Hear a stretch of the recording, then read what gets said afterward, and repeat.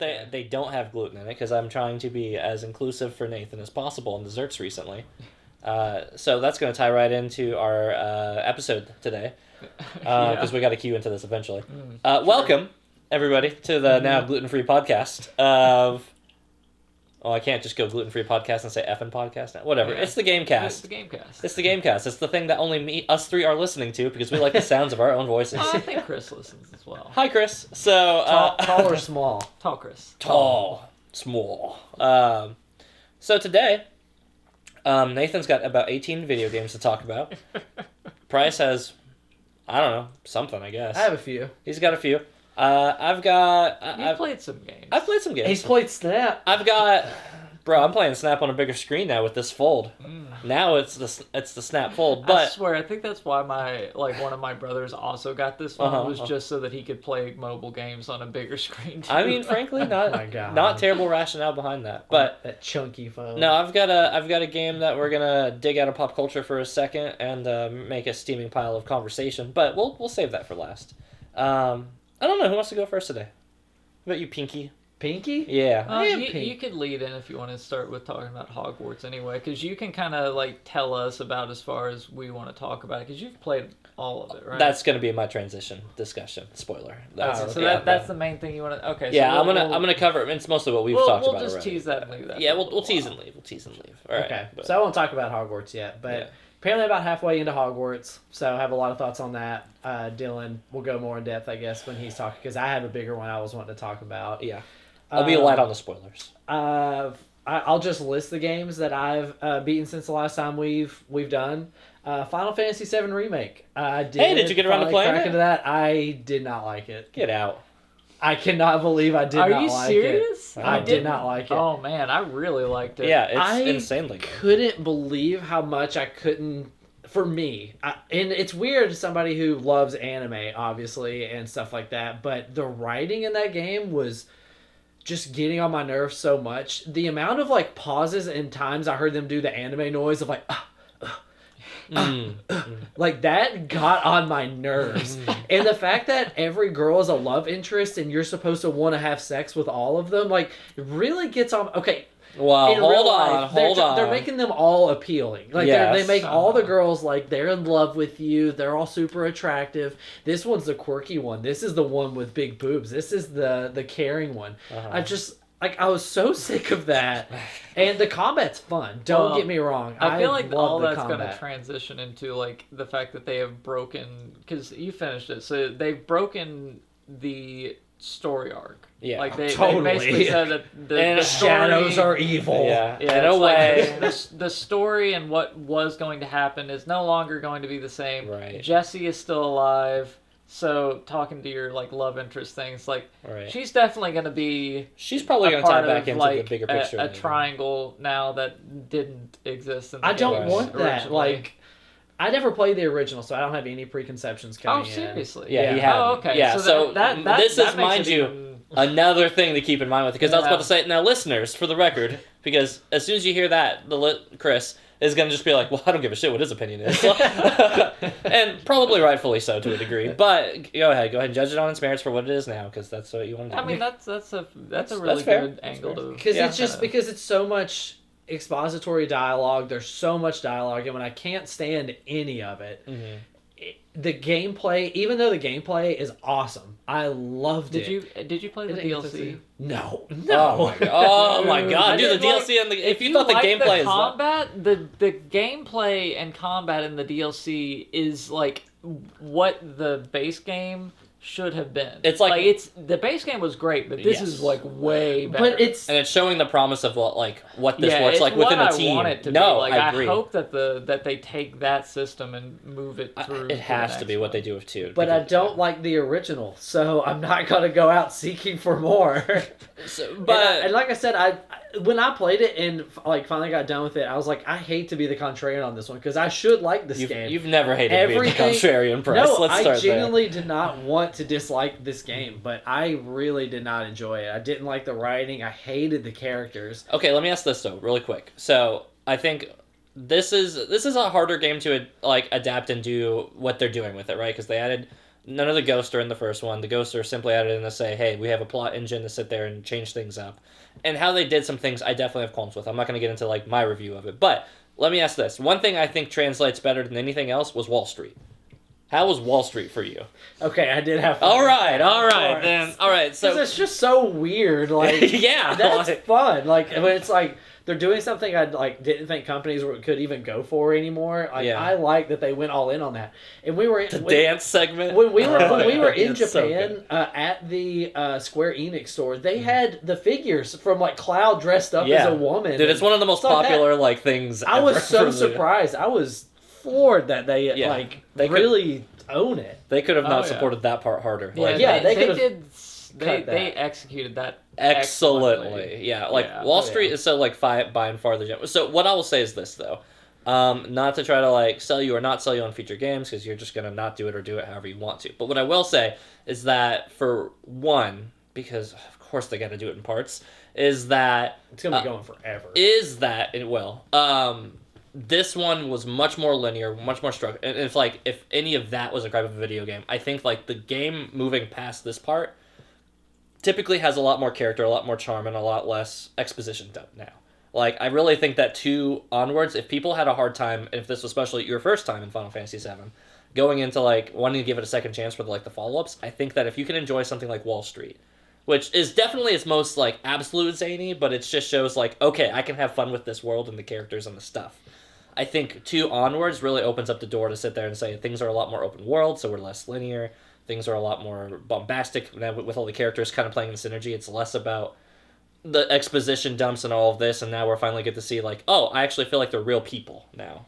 Because again, in Final Fantasy VII Original, like this is the first 3 or 4 hours of the game, give or take. It's basically just right. Your linear opening to like understanding the world and establishing with like your core characters and. As the game progresses, you don't even necessarily have to find all the other characters that are part of the story. Yuffie never even, like, you could totally skip Yuffie and Vincent entirely in the original of that one. But the last thing I'll say before I finally move on, because I thought this was just going to be a footnote, and I've almost used my time, is that the second thing I hated the most was how they used Sephiroth. That's fair. I did not like that at all. Every time I turned around, like, it's Sephiroth, and then he's doing the, my scar is hurting, like, I got so sick of seeing Sephiroth every time I turned around a corner, and, like, he has hallucinations where he sees Sephiroth all the time. Like, that makes more sense later. Just stop. I don't care. It's so interesting to me, like, the idea of coming at this having not played the games prior, because the thing is, I feel like this game is made for people that grew up having played 7. Yeah, it's like, definitely intentionally a love letter to people who have played it. I don't think it's the best, like, hey, come try out 7 for the first time and get into the world. Like, well, and I don't think if somebody went back and played through the original and then played through this, I don't know if they would even have the same thing with it, because it's like, Whenever people like to contrarianly be like, oh, 7 wasn't that great, 8 was better, or 9 was better. It's like, I'm not saying like that's not like no, it's not that they're like idiots or whatever. They're just being contrarian, and they're not really like respecting the fact that it is just very nostalgic for a lot of people. Like it was a lot of people's like touchstone, like major... It was most people's intro to 7, like 7 or Final Fantasy rather. Right? Yeah, like absolutely. Yeah, and that. I mean, that's an important thing to consider about games, and it's why, like, Sephiroth being in there so much, it's like, that seems weird, but it's like, Sephiroth is in the game, that he's the main bad guy, know the story of Final Fantasy VII, so for everybody that's already played it before, that's perfectly fine that he's in there the way he is, and it makes sense because everything that's going to happen. It's like, it's calling back to like your own life experience in a way by him being in there as he is. I'll say that on my side of things, and then we'll transition into your talk, Nathan, is that as a lifelong Final Fantasy stan and lover, and it is my favorite, I do feel like that in Remake he was used heavy-handed in the first part. Like, because in OG, I just appreciate that, like, by the time you're actually getting to Sephiroth, because you hear about him, like, in passing with other characters in the lore up until that point, and then by the time you first see him, you're in a cell, the doors open up, it's this fucking horror movie, like, blood trail up to the president, you go up there, you're like, what the fuck happened? We were just trapped and captured, and, like, effectively Microsoft's Office, and by like Bill Gates himself. And you go up there, Bill Gates is impaled all of a sudden with a giant sword, and you're like, get the fuck out, is that Sephiroth's sword? And then it's just like, oh shit, like that's huge. By the first time you actually like really start to see him, it's like huge. And this time he's just like, hey, don't forget about Sephiroth today. And I did feel it was a little heavy-handed on that one, but we could talk at length. I know. I didn't get to mention any of the ones I actually wanted to mention. Sorry, you chose the wrong one to mention. crack the worm. I know, I shouldn't have even said anything. But anyway, replayed Tropical Freeze.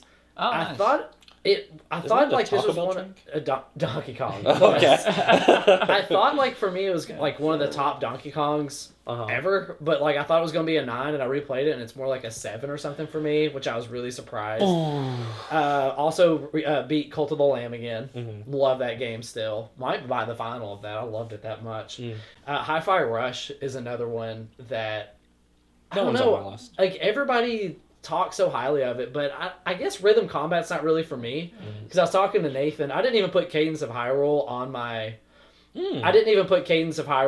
list because I played it for an hour and stopped. Yeah, but it's another rhythm combat game, and those two things just don't jive with me. I guess I see the appeal of Hi-Fi Rush, but it's just not for me. Not a true Rock Band guitar player. Facts confirmed. Drums and guitar, actually. Yeah. Last thing, which is what I wanted to talk about the most, but my time's up, is I recently got into Destiny 2 again. Oh, God. Yeah, I know. What spurred this on? That's hold on. We'll concede 1 minute each for our things to hear about this. Go on. 2 of my friends have been obsessed with Destiny 2 since it's like came out, and they've been trying to push me for so long. For literally the worst paying DLC ever, too. It's just like the gunplay is there. Sure. I love that. It's solid gunplay. And I don't care about the story at all. I know there's a lot to it. There's a lot of lore and stuff behind it. Don't really care.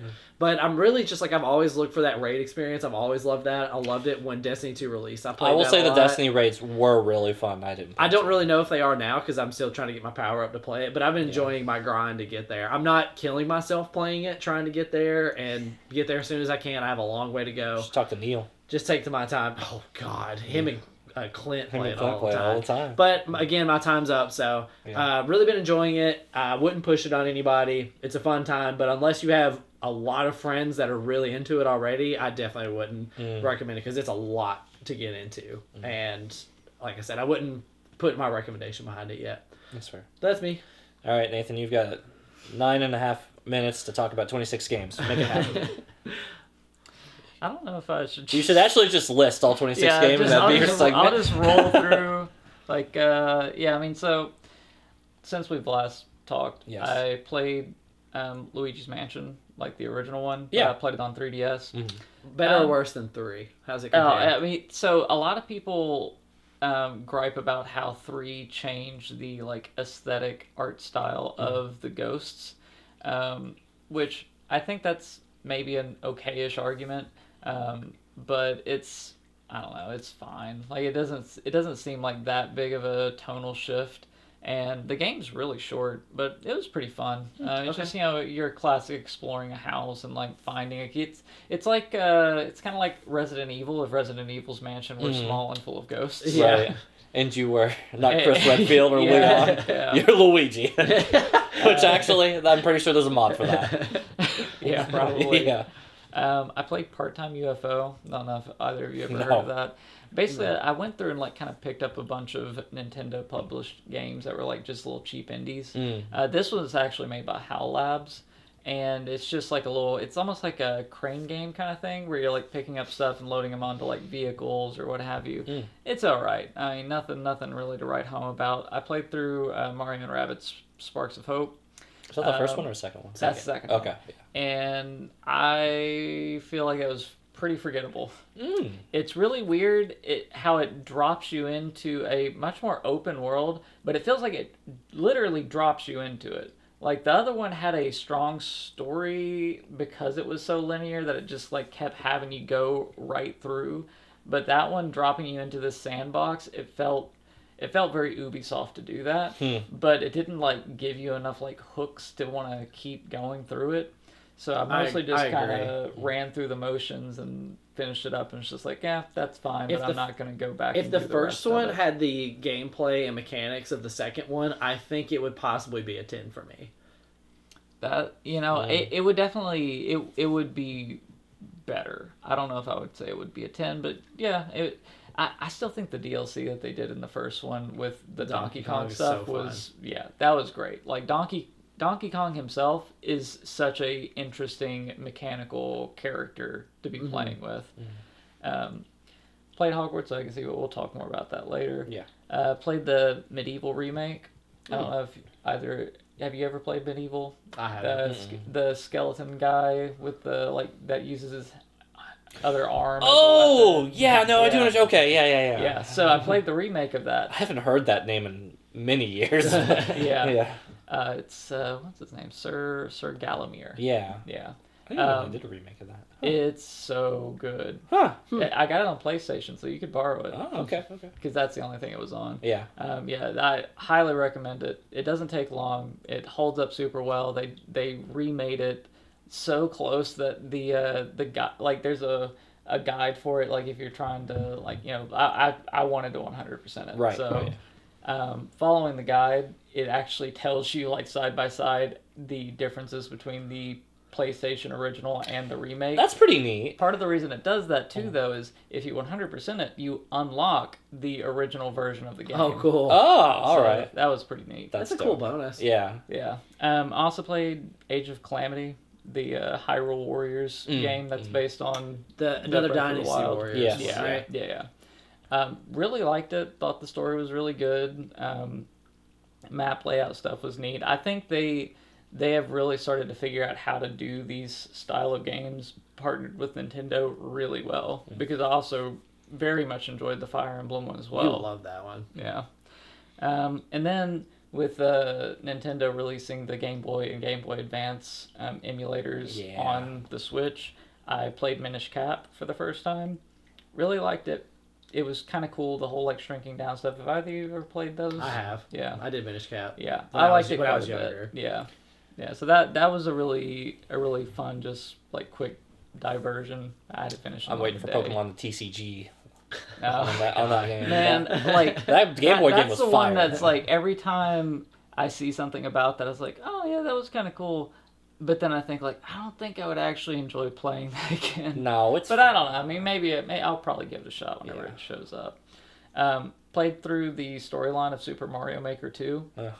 And didn't even know that had a I story. didn't know it right? either. Well, I'll tell you, it's really good. It does a good job of showing you just how creative even the developers of the game, how creative levels can be, and how they really made official Nintendo developed levels for a Mario game very unorthodox for Mario games. It's really fun, totally worth doing. Everybody's content that they've made also really cool. I've seen some fun levels. Yeah, there's Bowser's some Bean Burrito. Yeah. That's a good one. I mean, honestly, even just the torture levels as a spectator are just so fun to be watching those people be one of the first people to complete those levels are insane. Where they have to do the spinning and hit the things at the right time. Yeah, it's just the culmination of all of them. I will say really quickly, as a concept and execution, that Mario Maker is probably the most interesting thing Nintendo has done in decades. In my opinion. And it's basically the be all end all for 2D Mario. Right, now. right. It literally is. It even has stuff that looks like it's from Galaxy. Right.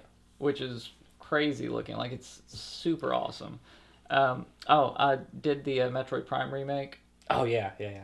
Great. Solid? Great stuff. All right. I mean, it's the same game, but it's how your mind remembers it looking. You know? Yeah. It's you're it's definitely upscaled in my head, but whenever I'm actually playing it's way more than that. It looks like it's one of the best looking games on the Switch. Period. Speaking of, I saw where Fusion got dropped into the I'm probably gonna play that at some point too. I can't wait to play Fusion. That was the first problem. And the next one I played is Psychonauts 2. I've been waiting for you to get to that because I know this is where. Yeah. Do you just want to spend the rest of your time on Psychonauts 2? I mean, let's see. Snipper clips. That's fine. Snipper clips. I feel like you're making this up now. But... Pokemon Mystery Dungeon. sucks ass. Really terrible game. I'd never played any of them, and oh my god, they are. Do another one. I will never play another. I played through Bowser's Fury. Awesome. I've heard the Bowser's Fury super good. Super good. It's maybe 3 hours, but honestly, like as a rating for even just that little segment, I gave it like a 9. Like it's very, very good. I've heard amazing things. The like supersizing yourself and fighting against the giant Bowser, also just a lot of fun. Like it's kaiju fight. Yeah, the big kaiju fight stuff is fantastic. Also played another one of those Nintendo published games called The Stretchers. I don't know if you've ever seen that. Mm-mm. Don't play it. And I won't. It's meant to be like a 2-player game, and I didn't play it 2-player mostly because I didn't want somebody to have to suffer through playing it. It had 16 levels, and those 16 levels took place on 6 different areas where you would go back and replay through those same areas. Oh, and the writing was terrible. The character design looked like crap. It's like it borders on being like an asset flip kind of thing, and it's published via Nintendo. Yeah. Like it was such a disappointment. The people want to hear about Psychonauts 2. He's got 20 other games to talk about. I got 2 more quickies. All right, 2 more quickies. Also, Paper Mario: The Origami King. Hey. Visually beautiful. Combat was really terrible. Oh. And except for the boss fights were great. And the story was actually, pretty neat. There's some character sacrifice in different sections that were kind of unexpected, although they should have been expected. It's a Babam, of course. The Babam. No, the thing that's meant to die in explosions. They just want to make an impact. Yeah, that's the most that they can hope for in life. That's true. That's literally like one of their lines that all the Babam say is like that's all they can really hope for is to make an impact, which is fantastic. There's something deep on a philosophical level about that too. Yeah. I mean that's basically it before Psychonauts 2. Yeah, Psychonauts 2. Great game. Like probably one of the top games of all time for me. Mm-hmm. You said, if I recall correctly, easily in your top 5. Yeah. Oh my god. I really we played Alice in Madness Returns for one of our podcast episodes for a little bit. Yeah, we did. Back when we were mix matching these a little bit. Yeah, so I miss it. That is another game that for me is like very close to like top of my list. That kind of thing where it's like a like dream-like sort of game where you're like going through these very pun intended down the rabbit hole style. Exactly. Mm-hmm. Like any of that sort of stuff is always top tier for me. And this is just such a beautiful execution of that.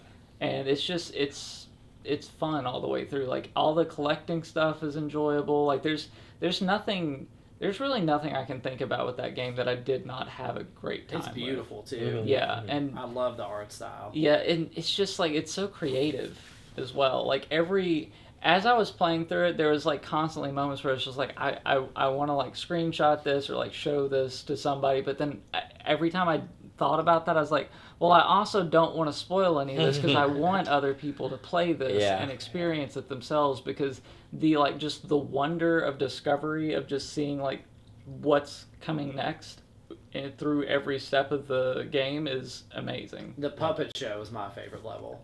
They love like that. the cooking show. Yes, that was my favorite. Yeah, so I love when games do that. I love when games have you go to a theme park or have you like playing in like some kind of TV show, which Kirby has a theme park world that you go through as well. Of course, Kirby does. Yeah. And Origami King actually had a game show segment with like this. It was basically what's the thing where it's like there's categories and they're worth more points and there's like a big block of it was Jeopardy basically that you were playing, except you were having to play like mini games in order to get the Jeopardy points. But yeah, absolutely would recommend anybody play it, and you don't even have to have played the first one. It is a little, I think it's a little too quick with its whole like catching you up on what's been happening though in the beginning, because there's 1.5 games before this comes out. Yeah, because I was gonna say there's the VR game, which I 100%ed before it came out too. Shocker. I'm surprised you did that. Yeah, I played it a lot, and I enjoyed it too. And it very much is the prologue to Psychonauts 2. So really, you need to have somebody summarize what happened there for you to really, I think, transition well into 2. I don't think you need 1 necessarily, because they'll call back to it and reference it where it matters. But that VR game, which is such a niche thing, that's kind of required. Oh, it totally to understand. Is. And I'm telling you, if this is one of your top 5 games of all time, you have to watch the documentary I was telling you about that they came out with.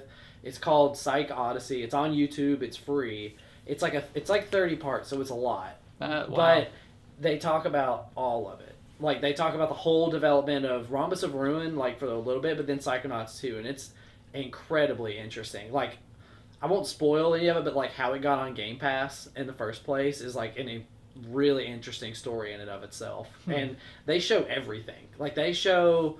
like personal meetings that they have, but is like there coming nudity? up with designs and stuff. There's no nudity. Well, they say show everything. It's on YouTube. Yeah. It's full front. There's nudity Tim on Schafer YouTube. hangs dong in it. Listen, there's boobs on YouTube, as a matter of fact. Oh yeah. Go to cancer assessments, breast cancer assessments, training and stuff like that. It's there. Okay. One of my kids got busted for that back in the day. Oh my god. That was a fun story for not on this podcast. But let's wrap up on this one, because I want to get this talking discussion out of the way, because I can't go too heavy spoiler because you haven't beaten Hogwarts Legacy. Mm-hmm. So about halfway through apparently. Yeah, you're all right. I'll go. There'll be the lightest of spoiler on it, but. I've got care too much. I've got some heat. I've got some heat on it. So this is a game. So for the record, if you're tuning in and you have thoughts on Hogwarts Legacy and the story is very annoying. Yeah, if you got thoughts on the politics, cool. We're media review critics. We don't care. It's very too overhanded with the Chosen One thing. Yeah, I will say Luke, Wizard Walker over here. It's kind of stupidly contrived that you're a 5th year. Yeah. Like, why? Let me be a 6th year then. They're like, where's the line? Like, could you not have been, like, just picking up on a student on their 5th year? And all the special mentors are like, oh, I started as a 5th year too. I started as a 5th year. What? Yeah. But sorry, go ahead, Dylan. So I didn't mean to. I will say, this game gives you the option, or more so the illusion, of playing as either a good character or kind of like a dick character. Not necessarily an evil character, right? So, when I say the illusion, right? They say dialogue options, you have to sit there, you do, most of the time, it chalks up to, you do a quest for somebody. They say, hey, thanks for doing that quest for me. And you can say, you're welcome, here's your thing. Or you're like, like, can I get money for doing that thing? Which, frankly, reasonable. And then there's the, hey, I did the thing. Fuck you, I'm keeping the thing I got for you. And that's about most of how evil you can be in this game, right? It teases you, though, because it goes into letting you learn dark arts and doing things that are, like, pseudo-forbidden. And I think that there's, like, a healthy conversation to say, like, well, should the dark arts be considered forbidden if it's used for the right reasons? And I'm like, okay, that's, like, the closest thing we're having to, like, something nuanced in the evil spectrum for this. But it's... So I always, if you give me the chance to play evil, I will play evil the first time. That's my true run. Yes, everything I could have done. I don't want to be like a racist character. I just want to be an evil character, right? Like, I want to rule the world. That is, if you're giving me that option and that fantasy and potential, I'm going to play that part out. So I played this as, quote unquote, the evil character, which not much of a difference from the regular character, as it turns out. Now, my hope was, because and I tried to play the ultra good character who didn't accept learning any of the dark art spells and learned that actually doesn't matter either. Yeah, it turns out. God. So where it frustrates me is that I didn't look up the endings until I beat the game, but they were effectively saying you have good ending and bad endings, and I did see stuff about that. And I said, okay, so presumably there's something that has a payoff at the end of it. Now, what I can spoil about, quote, the bad ending, quote, is that, not really that evil. So my hopes and dreams, and granted, I'll understand my expectations are set way too high for this, but I like to dream big. My hopes and dreams is that by the time we get to the end, I have like a real deep one where I can maybe start like picking students off. Or I get to be I just take over the school. Or killed the blind right, Slytherin kid. Right, like let me do something. I mean, frankly, I don't think that was an unreasonable ask at that point. They really queued him up to want to get killed. I'm already casting spells on them all the time. What's one Avada Kedavra to a student? Oopsies, and now we have one less. So you don't get a chance to go all like. I'm not going to say Columbine, but I did. But, you don't get to go too deep into the evil, so to speak. You get to learn the spells, but you just kind of get to be like a neutral, the only wizard. truly evil, like overtly evil decision you get to make is to basically say, oh yeah, I'm going to be really evil with this. Yeah. And then that opportunity gets taken from you. So then all you did was admit, like, I want to be really I was trying to be. Yeah, no, literally. All right, fine. I got to spoil this part. Christ, if you're not going to care, that's fine. I don't think you won't care. About you won't this. care. Yeah, this is going to be like, it's not really a spoiler by the time you get to it. But, like, effectively, your one, like, tease is exactly that. You're talking to a professor who hangs out with you too much. I forget his name. Professor Plum? No. Fig? Fig, yeah, Fig. Some kind of Close. Fig Newton, Plum Newton. Yeah, so you're talking to Fig, and he's like, so what are you thinking about doing with all that power that gets stored up there? And you're like, yeah, I'm thinking about using it, Haas. Like, I'm thinking about nuking and taking over the world. And you don't say that exactly, but you're, like, alluding to it. And he's like, have you learned nothing? Like, no, you shouldn't do that. And then hijinks ensue. And then you're just like, oh. Yeah, and then hijinks ensue, you have the last boss fight. And here's my thing with it, is that, like, you sit there and you're like, cool, you get to, like, inherit and or purify the power. I think the only difference is that, like, in the evil ending, your eyes turn red when you're doing with whatever you're doing the magic. But you don't get any, like, additional powers for, like, choosing an evil route. You don't get to sit there and do anything. It's not like you learn a spell. It's not like your spells hit harder. It's not like you get any buffs. So that one I feel like was a missed opportunity. Followed up by the fact that, narratively speaking, it's like, okay, so I did the thing with the magic, so now what? And I'm like, all right, is this where the story turns? Like, is this where are the professors going to have to put me down because I'm fighting him in the end? Like, give me something to work with here. And then I went to school and Slytherin won because that's the team I was on, and everybody celebrated me. I'm trying to be, like, Wizard Hitler, and the world was like, hooray! They welcomed it, like, with no absolute resistance, and I didn't get to kill on anybody. So I am pretty frustrated that they teased that, and why I want to tie that into a big overall theme of, like, not only just Hogwarts Legacy in general, but just the idea of branching narratives being often very lackluster. Like, you throwing Telltale under the bus now? I'm throwing everybody. Give me the Quarry, give me Until Dawn to a certain degree, See, Supermassive actually lets you do those, though. So, yeah. If you want to trip your friend while they're getting chased by a werewolf, you can do that. Right. So character will be eaten. And then that character's gone, right? But, like, ending-wise, it's either, like, everybody dies or everybody lives, and that's only, like, that's kind of like a here and there. And some games do it better than others, and some have, like, a thing. I will say... it was pretty nuanced with its endings. I didn't play it, so I wouldn't tell you. But, but, like... I want to play it at some point. I know sucks. everybody. Yeah, I heard it's trash, right? They're all kind of bad. Like, Until Dawn, I will fight for it. Oh, yeah, okay. So I Until love Dawn Until was Dawn. like where they had done well, but then all the Dark Anthology are 100%. their own kind of bad. Right. Like, they're not good. They're not good storytelling. All the characters always seem way too stupid. Yeah. And that's, kind of back to, like, my frustration with, like, getting multiple story, like, if you're going to allow, like, a spectrum of characters right and wrong. Mm-hmm. Like, the ones that I feel, and frankly, I think it has less to do with endings at times. I think the only ones that have really stuck endings IMO, like, I think about Silent Hill 2 comes to mind with it, because, so spoilers for Silent Hill 2, I guess, is that you go through the whole journey, and it's supposed to be very psychological, but by nature, at the end of the day, like, your ending only is really just how James, the main character, deals with it. Does he process by dealing a good way or bad? Do you think, with Hogwarts in particular, do you think the fact that it's an open world game that has to spit you out at the end of it back in that same world is what prevents it from being able to actually have a meaningful decision? So, not really, because I think that they set themselves up narratively to be able to have this wiggle room to say, like, all right, you can do kind of whatever you want. Like, narratively speaking, they put you in a bubble beforehand, so, but, again, it's before, so you can't ever do anything too wacky, I guess. But, if you're going to go into the open world, I think, like, narratively, you could have just sat there and says, okay, he has evil powers, he has this, he's a little bit stronger than everybody else, he goes on a tear, but then, like, at the end, you have a bunch of auras or whatever blast me down or something like that. You know, like something. Like, frankly, I think that Harry Potter comes in finally. Right. Like, I mean, this before. This is before. No, this is long before. Long before. Ah, you could yeah, I mean, you could have basically just like the bad ending is now you're in the overworld. You can mostly do things like normal, right. Except occasionally the wizard police try and chase you. Right, you get Grand Theft Auto ratings exactly. or something. Right, honestly, you could give me something like that. And hell, if I go into Hogwarts, it triggers like the ending bit, like bad ending, where it's like I have a boss fight with all of the professors, and the professors take me down. Oh yeah, you could just do a boss run. Yeah. It's just odd that they even give you the choice to do that, because this game doesn't like seem to give you any indication. Like, I'm halfway through and like nothing really like evil has really presented itself to me. Like this, it's not looking like a game where there's going to be a divergent path. The stupid thing anywhere. is, like everybody was all like, "Oh yeah, each of the houses is gonna." None of the houses. I've heard you get like one extra mission depending on your house. Like, yeah, I've heard you go different gets to go to locations. Azkaban or something. Yeah, but it's like not much. Like it's all super minor, and the main storylines, the Slytherin kid, I can't even think of his name right now.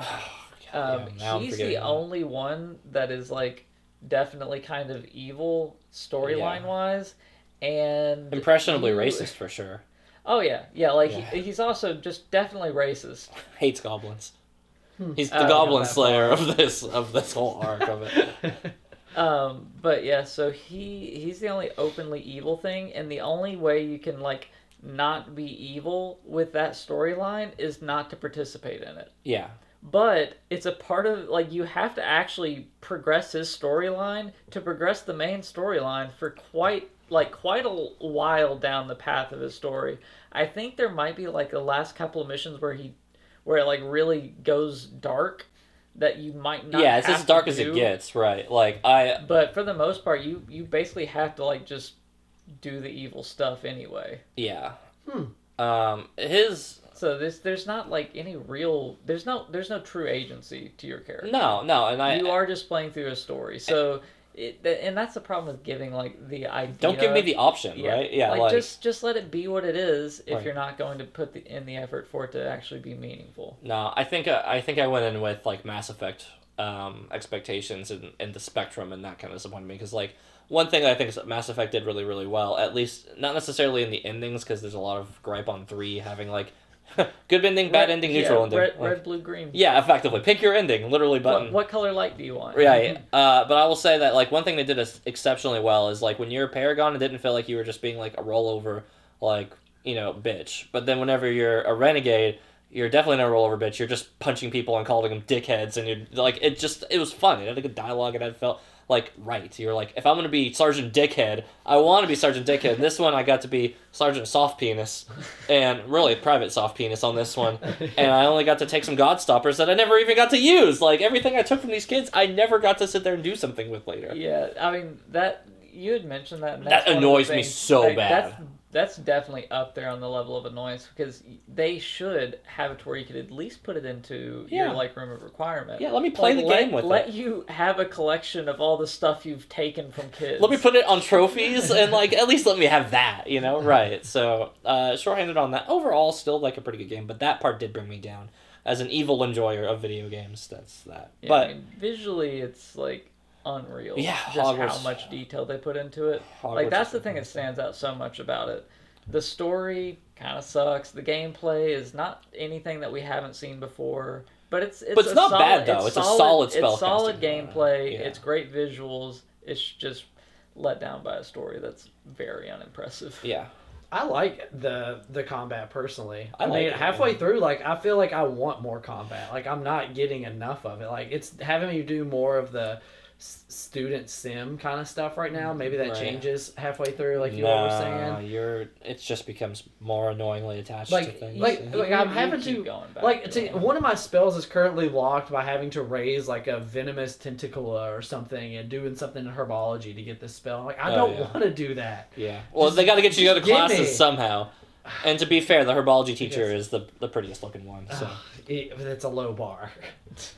That's but she's good looking. Like she definitely would have made it through my purge, is all I'm saying. You know, like, she would have unintentionally had to be, like, my wizard's wife based on the story I was writing for her. Yeah. Apparently they did not like my fanfic. I also do appreciate that they give you a ton of fast travel points to go where you need to with the Flu network. I like that a lot. My, like, really quick final thought on it, because we gotta wrap up the episode, is that I kind of think that they give you the ability to travel and explore the world with, like, your broom and stuff a little too soon.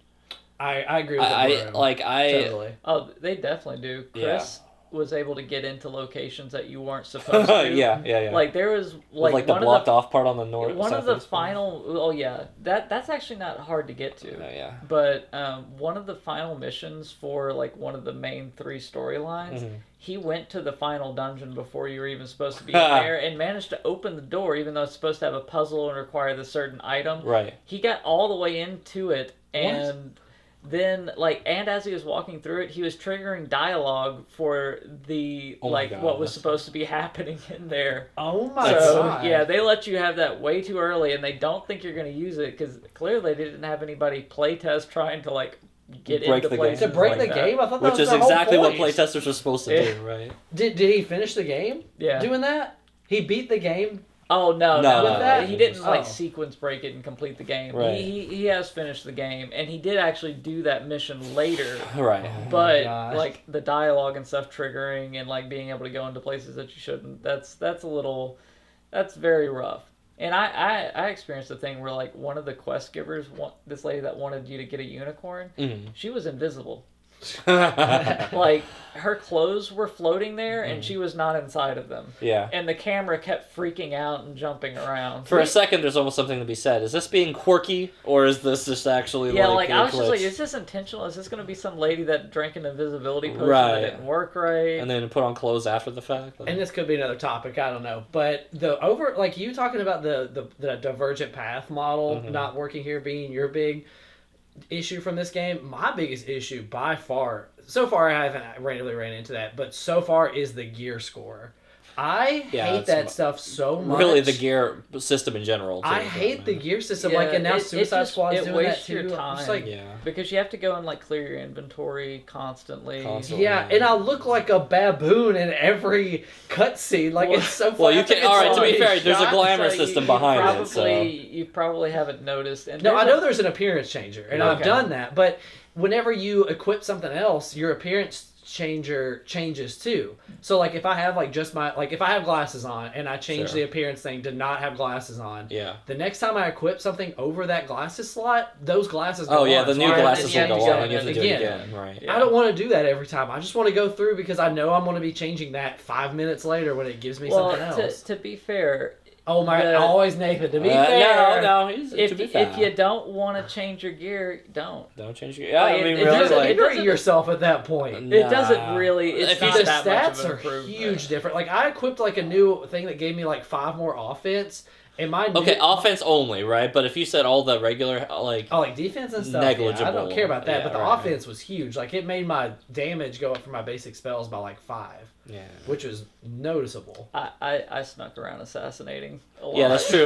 The stealth system because one of the things that you can equip to your gear, with the weaving enchantment thing, makes it where you do more damage with stealth attacks, and I put it into every single slot. It's actually you're just nuking everything. And it's stealth archery in the whole speaking world. of funny glitches, it's interesting to note that if you defeat bosses that way, it doesn't count. That? It doesn't count. Oh yeah, dude. Yeah, I snuck. There were several main characters, evil people, right? Skull on the map bosses. Right. And if you sneak up to them and one-shot them, it doesn't count as you having killed them, and they will respawn later. Yeah. Oh, that's interesting. I didn't know you could do that. Yeah, apparently Petrificus Totalis is breaking the game in all sorts of different ways, But I don't know. I'm just tired of seeing the gear score and stuff. Hopefully this is just a fad that will eventually go away. We get tied to that live service style of games and everything. You say that, but Darksiders 2, I feel is the first time I saw that system coming into play. 2000. And that's a really old game, so this thing has been going on a long time. Everybody saw World of Warcraft and went, Oh, that's what they liked about it. Blue, purple, epic. Okay, we'll do that. Yeah. Thanks, Blizzard. It's literally the same colors. It is. I just thought that like looter shooters were like the place for it, kind of. Oh, you thought this was only in Borderlands? Yeah, Borderlands or Destiny. They have it in Neo. They have it in Diablo, of course. Diablo like pioneered. But yeah, it is really dumb that it's in this game. Yeah, I don't know why it's it unnecessarily. makes it to where it's like I don't even want to loot chests. No, because I it just became a don't burden. want that crap in my inventory, and I just have to go through and manage and delete stuff out, and I don't want to do all the freaking stuff with Merlin puzzles just to get some inventory slots so that I can fill it with more garbage and then have to go and vendor. How dare you, game? There's a lot of little things like that it's just like, this is you don't respect my time. Yeah, but as a whole, I mean, I think we can all agree by far the best Harry Potter game. Oh, it's way beyond what anybody could have ever have expected of it. Oh yeah, and it's definitely interesting considering other Harry Potter games, because there's a lot of them that are pretty well regarded, and this one felt like it was just the graphically better version of those games. Right. Like all the sneaking around trolls and stuff that you did in the older games. It's got those vibes in this too. Like it is probably the ultimate Hogwarts Harry Potter game that's ever been Wizarding made, World is the probably will ever be made. Yeah. And if you like Harry Potter, just buy the game. Just forget about everything else. Just buy the game. Well, no, they won't. And if they don't want to, they won't buy the game because they've just made that very much clear. And if you're somebody who doesn't play games and you want to have an opinion on this game, okay, great. Everybody knows J.K. Rowling sucks. You're not adding anything new. Sorry. That's an incredibly painful take for a lot of folks. I'm not saying that I'm not with you on it. J.K. Rowling does suck, all that, blah, blah, blah. But, like, if you don't play games, what the fuck? Get the fuck out of my medium. Like, go bitch about a movie. Go bitch about a TV show. That's fine. We can do that, too. Yeah, in fact, we will here soon. But for now, that's going to be what's done bitching about games and game culture and all that. We're going to talk about a farting corpse next. Farting corpses next, yeah. It's gonna be a ride. Yeah. Oh yeah. It's gonna be a ride. If that sounds interesting to you, make sure to switch on over to our review of Swiss Army Man when that drops in like 3 months. In 3 months from whenever you're listening to this. Our Halloween review just went up. Oh, okay. So Chris, just make sure to hit the bell. You know the rules. Anyway, guys, make sure to tune in next time for whatever 52 games Nathan has played. One game I played, and Price, I don't know, maybe played 2 or 3. Who knows? But. Hey, give me until the summer. You know what? Give me in summer. Like all my summer hits drop, and that's when I'm driving. Final Fantasy 16. We got 16. We got Street Fighter 6. We have Street Fighter is gonna be huge. Street Fighter is gonna be fucking big. Oh my! You're gonna hear me talk about that for like 12 months. Did that stretch get you as much as it did everybody on the internet? Yeah. Yeah, whenever I first saw that, listen, alright, if you want to know what I'm talking about, go to Street Fighter 6 Cammy trailer, and you'll know the stretch. And if you follow games, you already know what it is anyway, because damn. It's everywhere. Damn, Capcom. Alright, I see you. Smart move. Alright, guys, that's the show. Make sure to tune in next time. Okay, bye.